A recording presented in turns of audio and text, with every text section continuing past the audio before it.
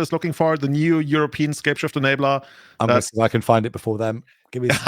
Okay, here's the race is on, everybody. Can you be faster than Will? The combined power of chat, brains versus a singer. World Souls Rage. Let's go. Let's go. Here we go. 10 points, 12 points to the UK. Is there a Eurovision Song Contest today? I think so. I've seen a lot of it flying around on TikTok. Wanted to point out I'm fully aware this is an American show, and people in America are most likely also watching this show. I think that's a fair assumption. If you do not know what Eurovision is, Google it and look at how crazy we are in Europe for how long that's been going on. Some people love it, some people hate it. It's I'm pretty sure it's been on for something like 500 years. Where people were still traveling all around Europe to these competitions. Will Ferrell made that film about it, didn't he? Which is basically, it's an amazing film, by the way. If you haven't watched it, I do love that. But on the play, Christopher here, kind of where you want to be. You always want to be a turn ahead of the living index. But how can May utilize this? If she knows what she's against, we might see a grief on turn 3. Try and open that way. Basically, the turn before Scapeshift can resolve. But quite a slow start for me here with just Surveil land into tap land. Yeah, also no grief. And I think the one way that Christoph can actually interact is reprieve, right? That's what we're gonna. It's the only one. The only way is reprieve. And there's a second copy in the sideboard. Matchup fixed, easy. We can wish for that. Perfect. Easy gamer. Okay, Christoph probably casting a Farseek here, I would guess. Dude, I still got it. When was the last time you saw a Farseek cast in Modern? I want to say 12 years ago when I cast it. Something like that. It is, sometimes I do have to look at the date on my phone and be like, what year are we in now? I'm seeing Tarmogoyfs today and now seeing Farseeks. Modern never changed Modern. As we see a Surveil land, so definitely hasn't changed that much as we are going to go find one of these new cards that are making such an impact in Magic the Gathering in multiple formats. And I was speaking about this the other day, how I really like that. So every set, the set that comes out is going to have a cycle of dual lands in some description. I love that we're now seeing more dual lands with the basic land type text on them, Surveil lands as well as the triomes. I love that. I love the interaction it brings. I love that we're seeing them played in Modern today. As I thought, we're going to see grief the turn before potentially, a one ring can come down, something powerful moving forward. Literally all we can see here, though, is a Leyline's Binding and a Dryad, plus a bunch of land. That was probably going to be the Dryad, right? Oh, yeah. I would think Living End doesn't really care much about the Leyline Binding there. Dryad's the ramp spell at this point. You know what I mean? Even at its worst, it's 2 spells. But what do we know? I suppose if we take Dryad and Living End, then it's going to come back. So that would also make sense. So doing this means that the grief will end up coming back. The grief can then take the Dryad. We're left with 7 power on the battlefield, or 9 power on the battlefield. Not the most explosive Living End, but enough. You know what I mean? We saw that May do this in round 1, just getting there with just enough on the battlefield and being able to redeploy this grief of a second time is going to be enough. That's going to be rough. For Christoph, what are you even supposed to draw from here? I guess another Dryad? The ring. The ring. Every time. If in doubt, draw the one ring in Modern. It's normally a good start moving forward. Is that something you got at your house, in case of emergency break, and then there's the one ring in there? I could imagine you are really that kind of person who would have that. If you could see some of the memorabilia I've got around my house, I tell you. What the main question for you and for chat though, what is the one ring art that you like the most? I can see your face pausing here. I was like, there's probably gonna be what's his name, Post Malone coming in there on his Twitch account, yeah, you know which one it is. Okay, all right. If you're not Post Malone and you don't have a 2.2 million one ring, out of us are mere mortals. You've got obviously got the storybook one, you've got the scroll one, you've got the poster one, you've got the normal one. You got the full art one, you got the Surge foil one. Where are we going with it? When we are talking strictly about artwork, I'm actually a very boring person in that regard, because with only 2 exceptions, I like the original printing for every single card, because that's just how I imagine what the card is, right? Everything else is just copies or whatever. So the only 2 exceptions are Brainstorm, for which I like the D-Terracy, Mercadian Mask ones. And I also really, really love the Rebecca Gray Dark Ritual from Masks. As it happens, I love a lot of artwork from Masks. So So For everything else, what would you original call as printing. the original ring one though? Because they all came out at the same time. So what? Well, the most boring vanilla one, I guess, the one from these sets. I'm not even gonna try to pretend that I keep up with like all the releases. Basically the most simple thingy, the one that everybody has, right? The basic. Well, everyone has there's one that came in a box, in a gift box, so that was kind of the easiest to get. And then there's the basic one that you can open in the packs. But I think that's the one you're talking about, the basic ones. That's not I'm part gonna of the put that story. into Google. The One Ring Magic, and first picture result. Oh no. Yeah, actually that's the one. You know which one. I know which What about one. you? Is that like a crazy Oh, secret layer version or something? I like the poster one. I'm currently in the process of upgrading my rings to the poster version, which is very controversial because it doesn't look great. It's very hard to read. You can barely know it's That one one. ring. Oh my god, my friend got a playset of those, and I thought he was choking when he said he was gonna get those. Yeah, And then he I'm literally that shows up person. with 4 of them. You're that person. But, I have a lot of friends like you, so that's good. if you're wondering why we're talking about one rings here, chatting different artists, because not much is really happening on the battlefield. We saw the a Ren and 6 come down, plus the Surveil, kept the card on top. May basically just turned everything sideways. But it took us about 5 minutes to get to that point. That's why we're waffling about the One Ring and all the different arts that there are. As Dryad is the card played. Imagine this is going to be a subtlety. Subtlety. Yeah. Brick. Yeah, this is game. Brick wall in the turn. Lethal on the battlefield. We need a lightning bolt, which is not in the deck. We need. Well, it gives us a blocker for the 2/2, but that's still 10 power flying across. Not good enough. What could we have in hand here? Which kind of removers? Let me check that. No, the Leyline Binding. Leyline Binding, I would guess. But even then, that's just like, yeah, we just scoop it up, move on to game 2. Dude, Living End can be so brutal. And it's kind of funny. Like, to me, when Living End started being a thing, and I even played it at GP, I thought it was going to be the thing where you get 7 or 8 creatures into the graveyard, and then you explode, and then you win the game. But time and again, we see these games where May really only gets like 2 creatures back, and that's it, and rides them to victory.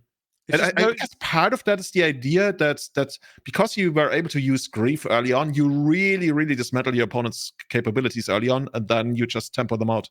That's the key. We're used to Living End being this one-shot combo deck that when it goes off at instant speed, they untap and they turn over 20 powers damage and kill you that way. But now with obviously Outburst being banned, they've got to go to a slower kind of interaction ways.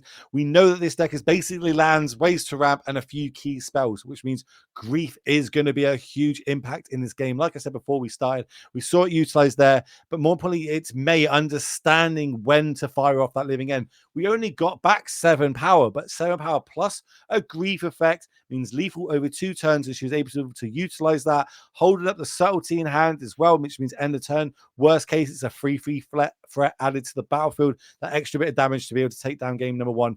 Well played by her. Can she pull out the second one and advance to a 5-0 record? We're going to find out. We've got the sideboards, I believe, that we can get on the screen for everybody to home to also have a look at. Starting over on Christopher's side, how can we shore this game up moving forward? Well, I'm pretty sure that endurance is going to come in quicker than anything you could ever say. As well as, is that Rest in Peace? No, it's Path to Exile. I thought it was a Rest in Peace. I was like, whoa, that's going to be a house here. You could have Chalice on 0. You can have Endurance. You could have the Surgical. Maybe... there's going to be some interesting dynamics in there because we have 4 copies of Wish in the main deck. So is there anything you might want in the main deck, but you also want to leave there for the Wish? I think it's too slow. Like, I honestly think it's too slow. I think these portable holes are doing nothing. So I think they're going to come out. That means 3 cards can come in. That's an Endurance. That's a Chalice. That's the Surgical. I also like bringing in the 4th copy of Reprieve here somewhere. Second copy, I guess. Oh yeah, sorry. The second, the extra copy into the main to give us 2 copies. What would I take out in that scenario? Maybe I was gonna suggest Wish. I don't think it's very good here. Yeah. Like, it gets Escape. Like, it basically the best thing it gets is Scapeshift. But other than that, there's really not all that much I want to get. Yeah, I kind of like Wish. I think Wish is going to be a bit too slow in this matchup. We saw there turn 3, turn 4, the key turns. We want to be casting things like the One Ring or reprieving back Living Ends moving forward. But this isn't May's first time piloting this deck. She's fully aware that griefing the turn before you go off, making sure the coast is clear in case there's an Endurance, in case there's a reprieve, is going to be key. Over on May's side, what we're going to be bringing in, let's have a little look what we've got here. What do we care about? You know, Scapeshift. I was wondering, is Commandeer good enough to actually, like, just basically as an additional counter spell for the Scapeshift? Not that we really want to use it all that much, but use it to basically counter the Scapeshift. To me, the main deck looks solid. It could be, and I think this is something that people fall into traps with quite a lot. And I heard Mengu talk about it recently as well. Is people feeling you have to sideboard, you have to bring something in. They're there to be used. Well, but realistically, I wouldn't be upset if May just shuffled the deck and pretended to sideboard a little bit and then just gave the same 60 back out. I guess the Fairy Clave is the weakest card currently in the main. You could board that out and bring in the Dispute, maybe the Commandeer, a Dispute, even maybe an Endurance, just to get a free mana body onto the battlefield to start turning things sideways. There's no way to gain life to get us outside of Scapeshift range. I guess we've got to be thinking, what could they be bringing in? What's the likely card Scapeshift brings in to deal with my graveyard? So maybe we want to hit Breakers in, which is kind of the go-to card when you don't know what your opponent's on, and this is a closed deckless tournament, so I wouldn't be surprised if they have come in. But we're all pretty, aware that there's not really going to be any targets for that. Worst case, it hits a Leyline or a Dryad, but no key graveyard synergies. It's great that you brought the thing about thing up that Mango said about sideboarding. You know what I do to basically prevent sideboarding? What? I literally, and you will almost always see me doing this during a competitive event, I always side in the 15. I mean, technically, it also hides information about how many cards you actually sideboarded, but there's more to that. And to me, it's really, I bring in 15 cards, I mash my deck around a bit, and then I just take out the 15 cards I don't want. I don't even care whether it's a sideboard card or the main deck card. I don't think about that. I take out the 15 cards I do not want, that I think are the weakest in the matchup, and then that's basically how my deck builds itself post sideboarding. I like that, and I think that's like the proper way to do it, if I say speak, like the professional way to do it, giving away zero amount of information. I don't have enough time for that in my life. I'm like, nope, 2 cards in, 2 cards out. If you've got enough time to look at what I'm bringing, sure, crazy. But maybe if I was back on the PT or something like that, I would kind of go for the full 15 card shuffle going forward. We're going to see Surveil land though, and that's going to put in a Valakut, which isn't as key in these decks as it is in Titan. Titan obviously doesn't play many. This deck, the full 4 copies. May just cycling here, just getting in her Swamp Cycler into the graveyard, passing back to Christoph. Christoph probably also not going to be up to all that much, right? We saw Farseek being cast in the second turn in the last game. It's probably the most exciting thing we're going to get out of him. Maybe I wish if he kept them in, running out his Posicho, and what's it going to be? Chat bringing up a cool interaction there. One thing that we didn't speak about was the Chalice in the sideboard. Obviously, that's a really good card against these Castade decks on 0. If we bring it into the main, we've got a 1 in 60 chance of drawing it. If we keep it in the sideboard, our wishes turn into 3 mana Chalices because we're playing it on 0 anyway. Yeah, so I like that. That's a big hedge by chat. Well done, chat. Take 5 points. That's pretty strong. That's almost like making me maybe want to keep at least some copy of Wishes, if not all of them. I'm not sure how the dynamics work in the matchup, but yeah, that's pretty cool. Yeah, very cool. I love to see it. Also, now thinking about it, is Ren and 6 one of those cards we don't really want sideboard? Like, it doesn't really look like I'd rather have Farseek here. It's good enough. You know what I mean? Like, we don't have that many good cards to bring in is the problem. This is okay. It's going to mean that we're probably going to hit most of our land drops every turn. It's also a threat if it does ultimate. But yeah, it's just meh. It's not good. It's not bad. It's just a magic card in this scenario. It's just a magic. I happen to be banned in your format. Like, it's actually crying if I could hear your words. It's just a magic card. It's like it's the bare minimum. You can cast it. Like Christopher's face, that's basically telling you how much I feel about that card as well. Like, it's not good in this matchup. It's just okay. It's not going to ping any little creatures. It's just going to help me hit my land drops if I put them in the graveyard with my Surveils, or if I've got a fetch land, something like that. But being able to untap, have a 3rd mana here. We do see Wish in hand, and I think I see a fetch land as well. So we could go fetch land, return the fetch, Wish for 0. I also think there's a Veil somewhere in hand.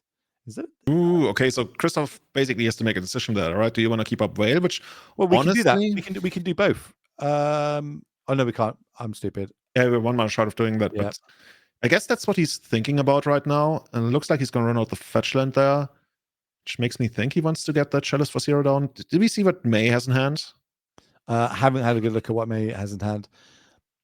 You know, I know you're a big Legacy player, and you know that these are secret lair events that are held by Wizards, where you can win these crazy Ragavans and brainstorms and all this Is sort that of one crazy that stuff. Anurag won? And I won the brainstorm, correct? I believe May won the one. I think it was in the last one in Chicago for the Dark Ritual, which I know will make you excited. Ooh, okay. Dude, I just love that Wizards does these super flavorful things. You know how when you look at, I don't know, the Yu-Gi-Oh! Series or something, they always talk about, oh, this is the legendary card. Only one person has that, like in the TV show or something. Like, if you can bring a little bit of that flavor, right? And they also already did that with the One Ring, right? Where there's only one copy of that. And for example, for the Brainstorms, there's only going to be a single playset. And if you can assemble that playset, then you're literally the only person playing the playset. And you tell me May won the Dark Ritual. Dark Ritual is another super flavorful one. And like people who play Dark Ritual, they usually are very much into blinging out your deck. So if you want to play the coolest, most bling deck in the world, that Dark Ritual playset definitely gonna go in there. It is cool that they've changed the cards to these like these fancy invitational cards, like as in the Ragavans cards that see a lot of play. I think there's also like Murktide Region is one of the cards now, one of these promo cards if you top 32 or something. But I remember the first one that happened in Vegas a couple of years ago. I was privileged enough to go there. I won a tournament in the UK, and it paid the prize was pay me to go to any event in the world I want. I was like, Las Vegas, let's go. Went there, and I hung out with Nikachu, MTG, shout out to Nikachu.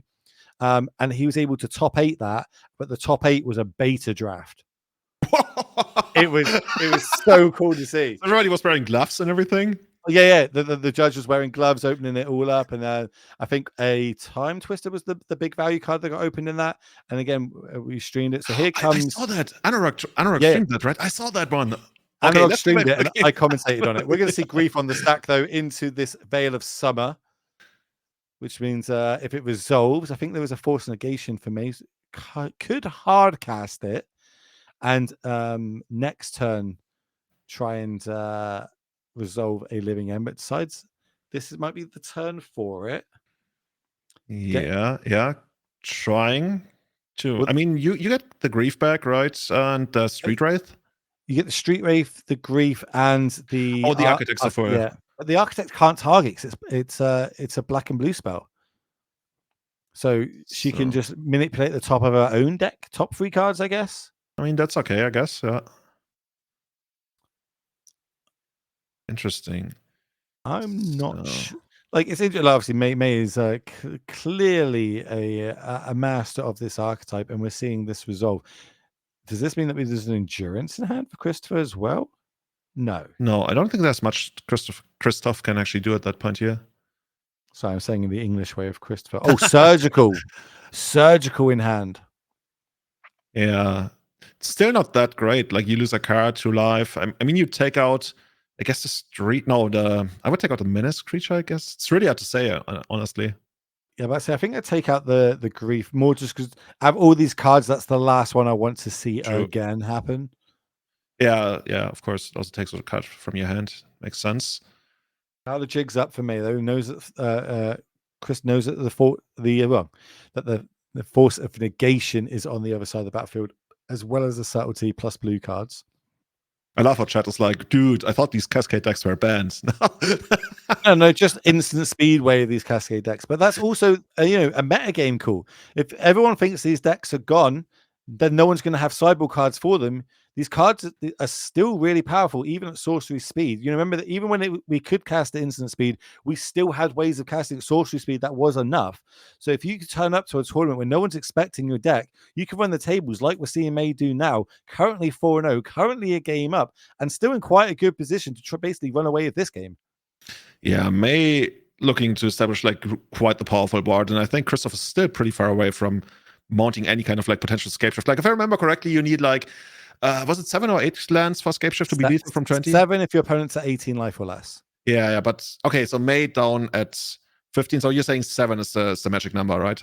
Seven's Yeah. the magic number, but unfortunately knows about that force negation in hand. And we've already fired off the one copy of Veil of Summer in the deck. That's going to be quite a tough uphill battle from there. No, we're not even getting to.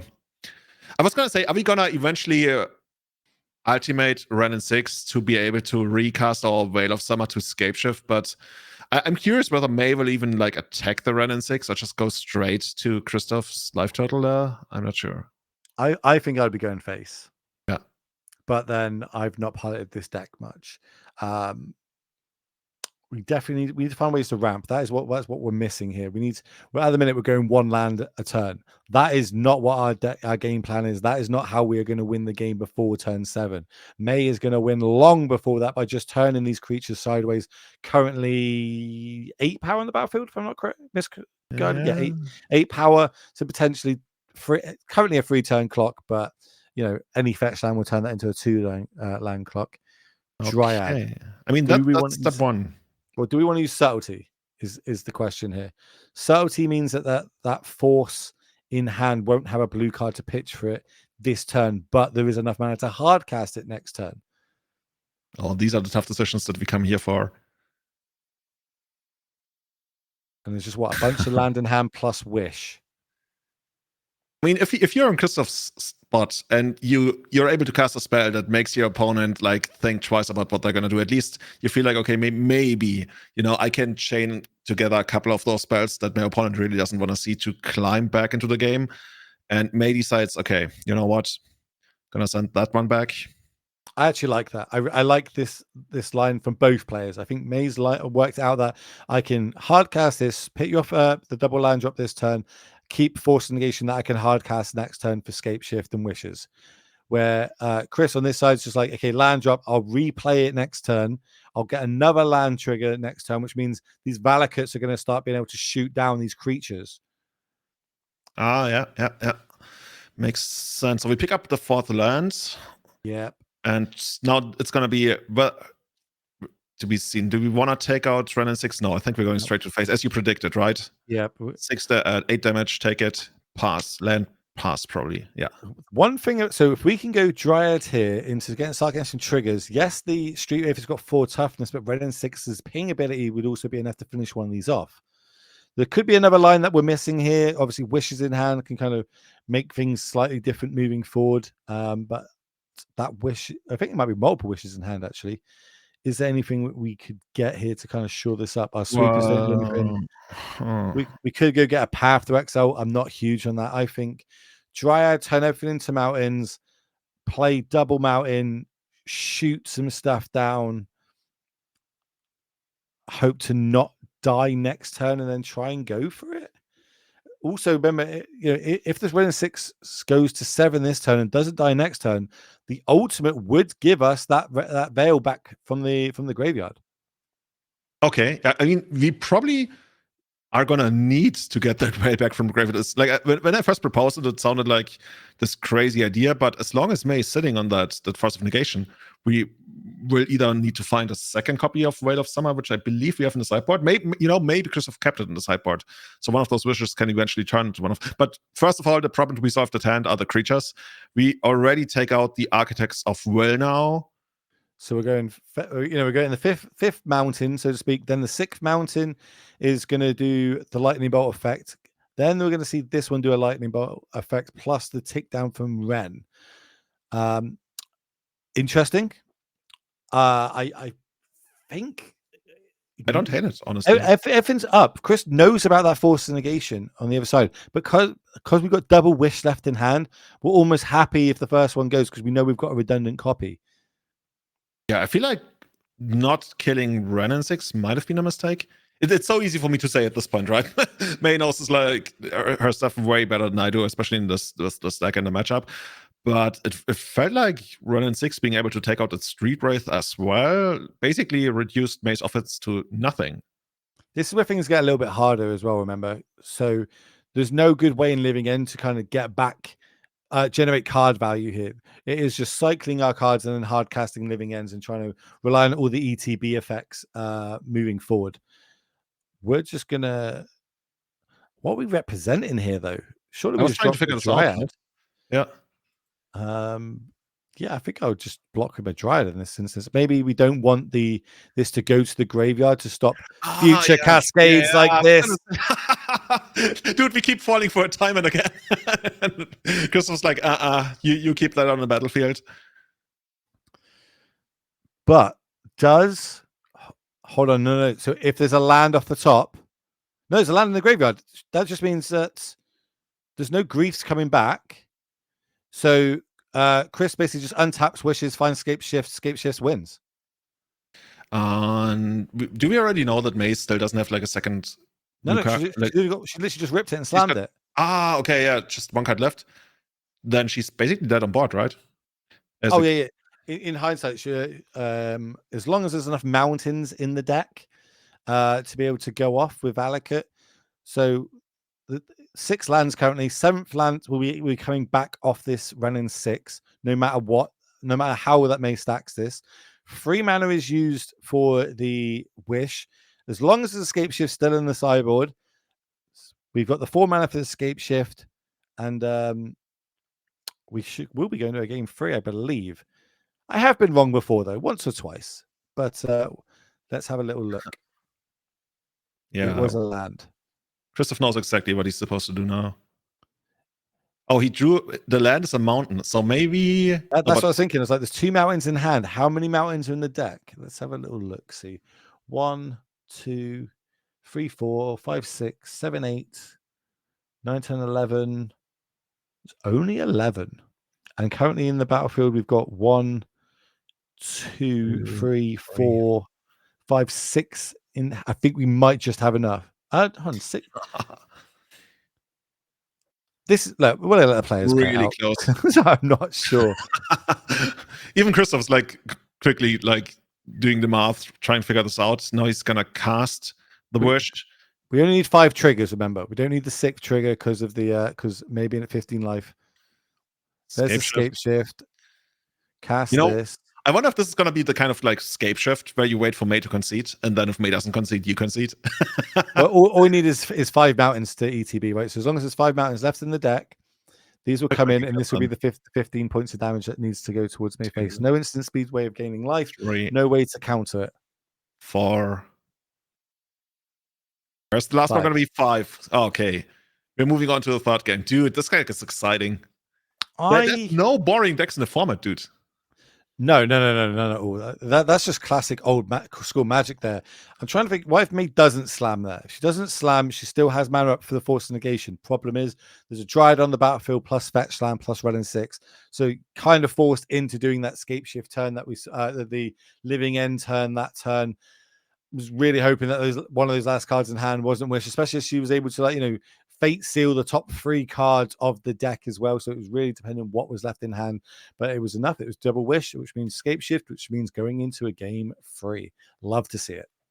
Yeah, must be feel kind of weird, right? When you got the Force of Negation, the card that literally stops your opponent's combo, but you just like can't navigate the game in a way that allows you to actually utilize that. It's the right line because she doesn't know what those last 2 cards are in hand because of the very timely Veil of Summer. The line that's on the battlefield with Dryad plus Fetch Lands plus Ren 6, that's a losing strategy straight away. We have to go for the Cascade. We go for the Cascade, and then it's just tap and hope. Hope that those last cards in hand, one of them is not Scapeshift or Wish. Unfortunately, it was. How the game panned out means good for us, good for everybody watching at home. We get a game 3 of modern action here at the NRG series, and I want if I could pick every game going 3 rounds, 3 matchups, I would. I want to see the most amount of high level Magic possibly on camera from not only me to watch, but also everybody at home to watch, because that's why we're here. We love seeing the drama. There's no people can forget their triggers. We can see the live reaction of the players. We can see what this means to them, because both these players being undefeated is a huge boon to get yourself into that top 8, to then get yourself on that leaderboard, to then get yourself to the end of your championships, which has got to be the goal for all these players moving forward this year. Yeah, here we got May taking a mulligan down to 6 while Christoph's still thinking about it. Living End on the plate, that must be a nightmare for Scapeshift, right? We already talked about how Scapeshift needs some setup time and needs to have like 7 or 8 lands in play to actually go for the kill. But even just to try to keep up with the creatures, and I would guess May is going to try to, unless she has the most explosive start, she's once again going to go for the turn 3 Grief. Or in her case, she could even go for the turn 4 grief, right? Because she's on the play. So Yeah. the big plays that Christoph can make are all 4 mana based. I guess the biggest play you have at 3 mana is the one we saw last game, which is the Dryad, which accelerates you pretty quickly. That's fine. If your opponent's playing creatures, that's fine into your living ends. And living end is one of the better decks of mulliganing in the modern format, because we can just keep 1 or 2 land and then keep a couple of land cyclers, and enable us to hit our lands every turn while filling up our graveyard and doing what we need to do. So it's not doom and gloom. I've seen Living End win on like moles to 3 and 4 before. It can just get there. May going down to 6 here on the play. Let's see how she can start off. And it's just with a retro Temple Garden tapped. Love it. Own it. I want more of these. I think it's one of the most beautiful cards printed in the last 10 years. Retro, Temple Garden, that frame, that artwork, loving it so much. Now you got me thinking, what's one of the most beautiful art printed in the last 10 years? I think the unglued shock lands with the space ones are pretty nice. They've got to be pretty up there, I think. Okay.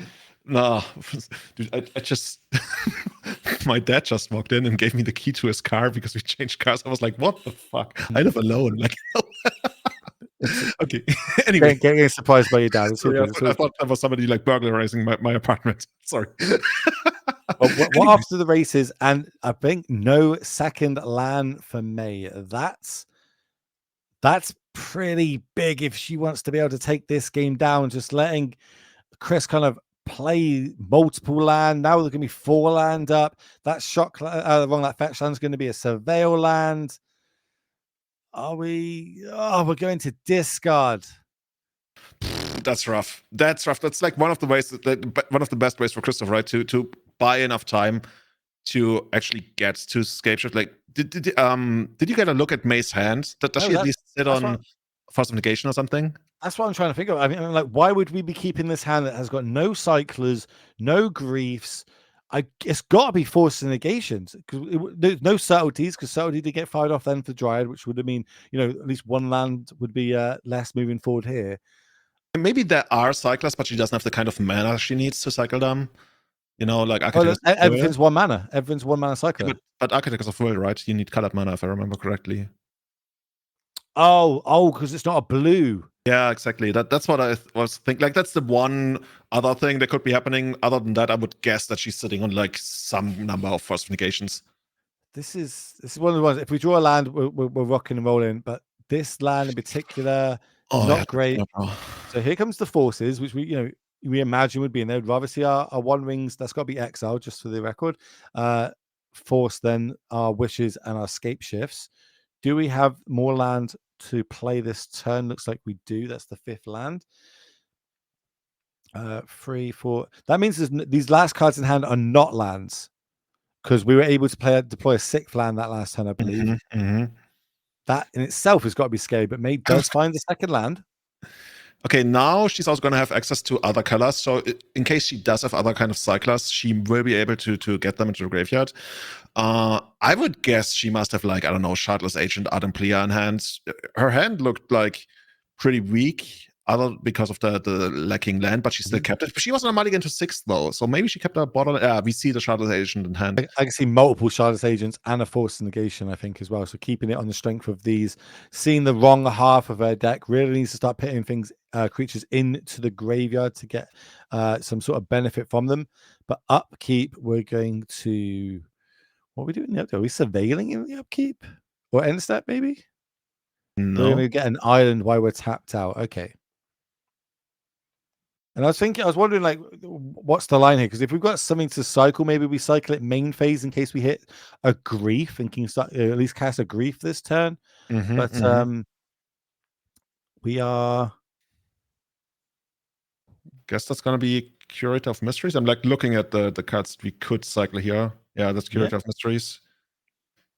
Didn't get a good look at what the card found was, but nonetheless, passing back 5 land on the battlefield plus Dryad. That means we're 2 cards off potentially could be Scapeshift in this turn. If we can go double land into Scapeshift, could just be enough. We're still trying to figure this out. Getting in for 2 points of damage first. how different is this round to last round, where like both matchups are over by like turn 3 and 4, and this one it's all about who can control when to fire off the go for it spells and when not to. Yeah, seems like Modern has it all right now. Well, we can see it May's hand here. It looks like we've got 5 ways to cascade plus a land in hand for May. So really at the will of Christoph here, as land, wish. I imagine we didn't wish for those lands. We're going to go for Scapeshift. She knows what's up.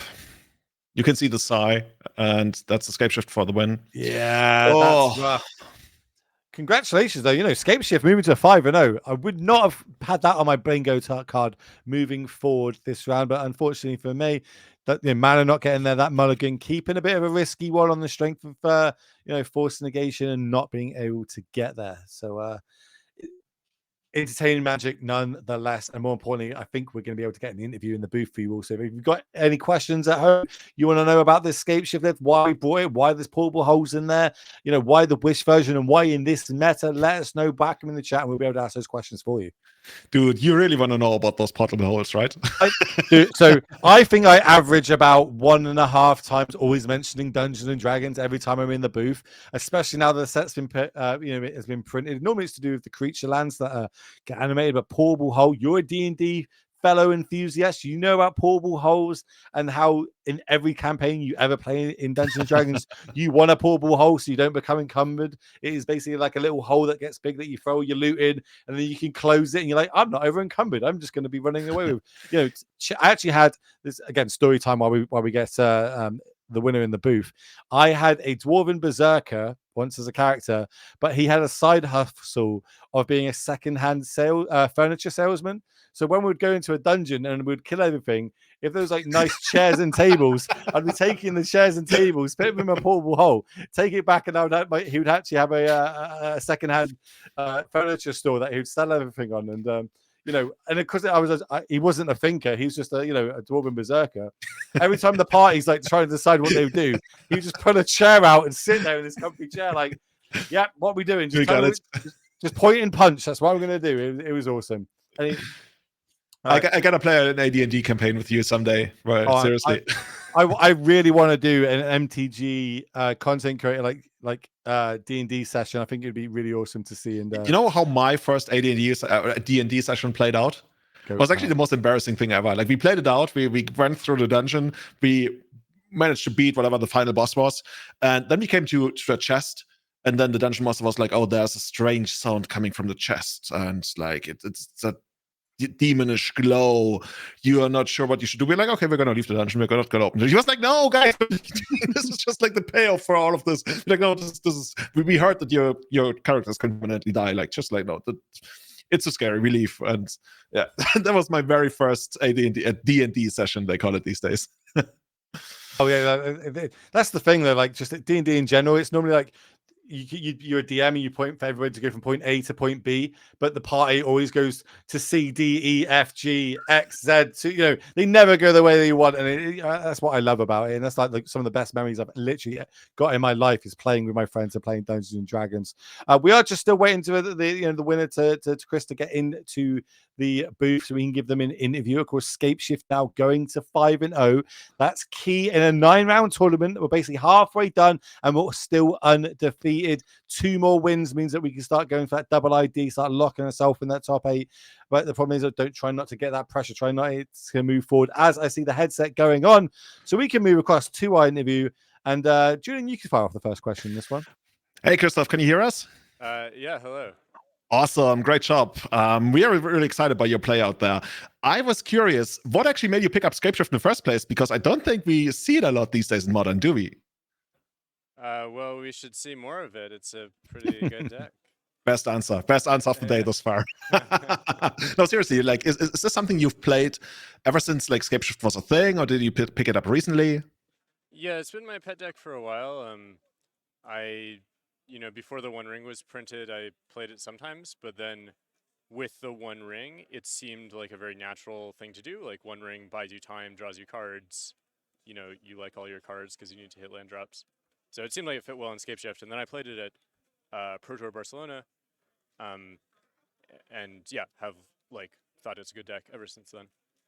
That's pretty Awesome. cool. Like, I love how you've kind of adapted it to the meta. Portable Hull in the main deck. Exactly. Obviously, we know that Zoo's a good deck. We know Right. about these prowess decks taking a huge uptick in the meta. That's a hedge to it. It's, big brain enough. And I've always said this in Modern, it rewards people that know the format and know the meta, but have their pet deck. And you clearly are doing this. You said you played it in multiple different tournaments now, and you've just adapted your pet deck to the meta. How good has Portable Hull been for you so far today? I mean, it's just fine. But yeah, that's exactly the change, right? So like when I used to play it, like at the Pro Tour, I was playing Reprieve because Cascade was, this huge thing. And then the switch now has basically just been Reprieve to Portable Hull. I mean, Portable Hull is almost the same card as Prismatic Ending, but I think it's a little better. You can name like Show Off, the Kavu or whatever. There's a good number of 2-mana things, so it's often just 1 mana cheaper. But yeah, I mean, obviously, I wish I had Reprieve in that last match. Yeah, I can see. So, do you feel good about the rest of the tournament? Like almost halfway there to the end of the Swiss. And I have the most important question for you that I usually reserve for very special people, Will included. What is the biggest animal you think you could take in a fight? Completely Maybe left a wing. duck. I think A I could duck? take on a duck. You know what Will said when I asked him? What He did thought I he say? could take down a bear. I can take a Okay. bear out. I can take a bear. Nice. Okay. Yeah. I'm a 6'2" Royal Marine. I can take a bear out. Not, I Maybe, didn't think maybe this a is where this territorial Kavu if I had access to a Portable Hull. Portable Hull, exactly. We were having a little spin, a little like 10 stories about Dungeons and Dragons while we we're waiting for you to get in the booth, and I was talking about Portable Hull. So I'm going to ask you, why this deck? What decks do you want to be playing against? Because obviously the meta we spoke about, you've adapted your deck to it, but what are the buys in this format? What do you want to be lined up against every single round to get you to that top 8, to get you the victory and walk away with that trophy? Man, I think it's like a 60-40 deck against the field or something. Like it's got pretty even matchup spreads. I think of the top decks, Yawgmoth is probably the best, and maybe like Murktide is the scariest, but it's close against everything. Sweet. Awesome. So good luck for the rest of the day. Hope you will face a lot of more ducks. And maybe we're going to see you in the top 8 later today. Nice. Okay. Hope so. Christoph, Thanks, good luck. Yeah. Nice. Bye. Cheers. See you. You've got chat talking now. Chat thinks I couldn't take out a bear. And I'm pretty sure I said a small bear, not a huge grizzly bear. You know what I mean? There are 2-2 in Magic the Gathering. It's fine. Don't worry. I could take a bear out, chat. One thing I will not prove because we don't have them in the UK. So, just maybe a little. Like your next Patreon stream or something. Will takes out a small. Will versus a bear. I reckon I could. I do reckon I could. Not a fully grown like polar bear or anything like that. But I could take out like a little brown bear. Now you're walking back on it. No. I could take out a little brown bear. I'm still going with that. What did you say? I said a cow because my little knee. Ow! They're huge. I mean, that's much easier. I don't know. Like, I'd be more scared of a cow, I think, than a bear. But the thing is, I recently read like the animal that kills the most people in Germany in a year is actually a cow. So not a single cow, like not that specific cow, but overall. So I mean, that's also because we have more encounters with those. Beer cup, yeah. How did we get onto this subject? We were so professional up to that point, and now we're talking about Dungeons and Dragons and fighting bears. There you go, bear cub. I could take that bear cub out. 100%. You would. You're a monster if you do that. Look at it. Maybe not the bear in the background, but that little bear I could take out. And but the bear cup is just a bait. Mother bear, she just throws out the bear cup, and then she's gonna take big bird. Seth's in chat. We're going to set it up like MagicCon Amsterdam coming up. You bring the bear, I'll bring me. We'll set up a little ring, and we'll go for it. We'll prove this once and for all. Can Will take out a bear? Awesome. So, guys, everybody, we are about to go on a very short break. This was the last you saw of Will and me today. I think Will, you're going to be back tomorrow for the finals as well, right? We're going to be handing it over to Drake Sessa and David Medarby. But once again, everybody, we love bringing you this paper coverage. If you want to show the love, if you want to show that you love this thing being put on, give us a follow here. If you want to take some of the Bezos money, give us a sub and use those sweet emotes that we have. It's going to be it from us today. Thank you so much for tuning in. Thank you, everybody. And yeah, I'm going to be watching, and I want to see more, duck on Scapeshift action. Everybody, see you in a hot moment. Bye-bye. See ya.